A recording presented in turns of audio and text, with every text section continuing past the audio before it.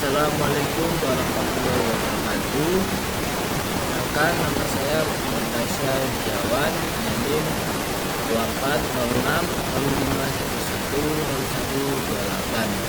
Di sini saya akan menjelaskan tentang memori pada komputer maupun HP. Pertama, apa itu memori? Definisi dari memori adalah elemen dalam sistem komputer yang digunakan untuk menyimpan data, instruksi atau informasi yang dibutuhkan untuk proses komputasi. Fungsi utama memori yaitu untuk menyimpan data sementara selama program berjalan. Kedua, menyimpan data secara permanen untuk penggunaan jangka panjang. Pentingnya memori adalah bagian inti dalam komputer pengoperasian komputer. Tanpa memori, komputer tidak akan menyimpan atau mengakses data dengan efisien.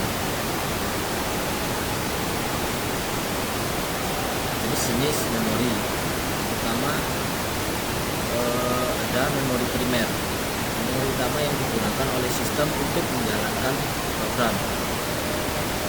Contohnya yaitu RAM dan ROM.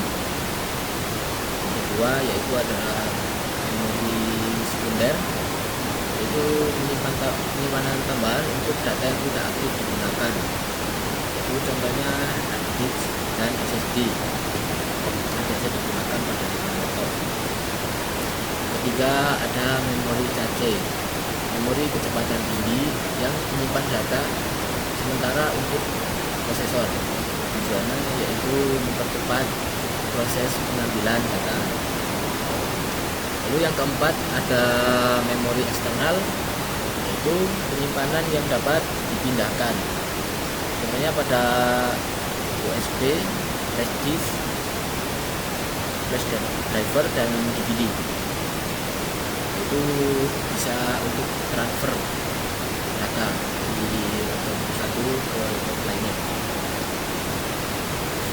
Selanjutnya yaitu ada memori primer. Saya jelaskan terperinci tentang memori primer. RAM, yaitu ada RAM, random access memory. Itu karakteristiknya bersifat volatil. Itu data hilang saat daya dimatikan. Jadi saat kalian mematikan laptop atau handphone, data-data tersebut akan hilang. Kedua, berfungsi sebagai tempat penyimpanan sementara untuk program yang sedang berjalan. Lalu keuntungannya yaitu akses data cepat dan memungkinkan multitasking. Kekurangannya data tidak permanen, karena data akan hilang saat daya dimatikan. Lalu yang kedua ada ROM, Write Only Memory, yang karakteristiknya yaitu bersifat non volatil. Data tetap akan ada meskipun daya dimatikan. Lalu berisi instruksi dasar untuk booting komputer, contohnya yaitu firmware, BIOS, atau UEFI.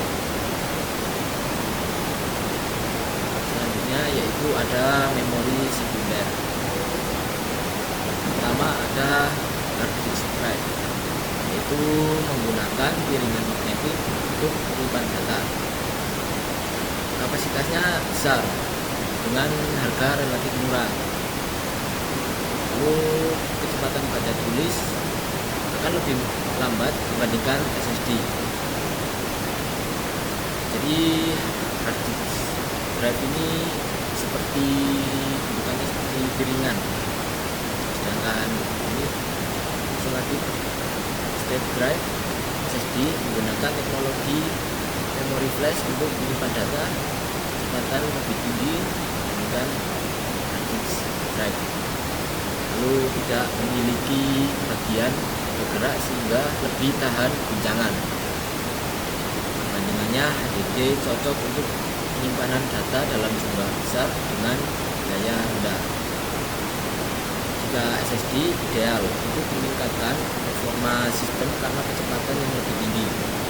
Jadi Jadi kalian kalau lebih membutuhkan data dalam jumlah yang besar, cocok menggunakan untuk hard disk drive. Lalu juga ingin kecepatannya lebih tinggi, saya sarankan menggunakan SSD, solid state drive. Selanjutnya memori cache.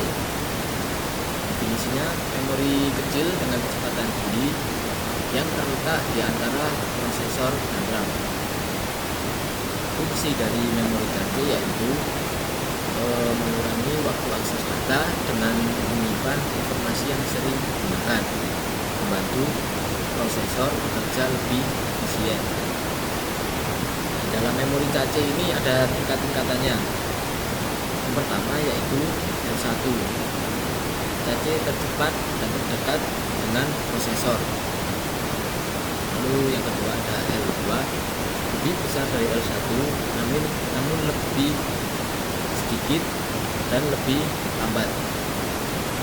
Lalu yang L3, cache terbesar dan paling lambat dibandingkan L1 dan L2. Di L1 ini paling cepat, L2 sedang, L3 paling lambat dari ketiganya. Selanjutnya ada perbandingan memori. Yang pertama yaitu kecepatan. RAM dan cache lebih cepat dibandingkan hard disk drive dan SSD. Yang kedua, untuk kapasitasnya, HDD memiliki kapasitas terbesar, tapi cache memiliki kapasitas terkecil.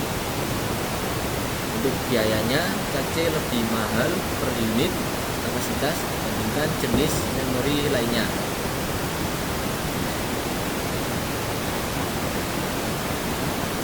Kesimpulan dari memori yaitu memori adalah elemen utama yang mendukung performa komputer, di mana setiap jenis memori memiliki kelebihan dan kekurangan yang sesuai untuk kebutuhan tertentu.